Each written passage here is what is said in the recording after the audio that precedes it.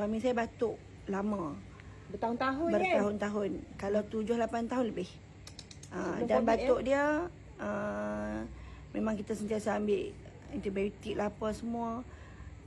Batuk dia macam batuk yang kuat, macam batuk kering kita dengar ni kan. Macam-macam lah ubat.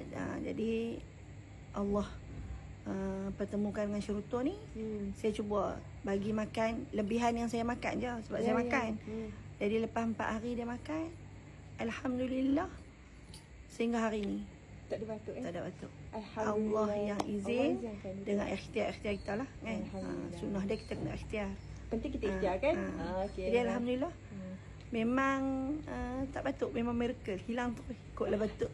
Sikit-sikit ada. Ni batuk ni yang jenis batuk yang sampai segan nak pergi masjid kan, takut dia mengganggu orang sebelah. Kuat tu. Itulah. Alhamdulillah. Terima kasih cikgu.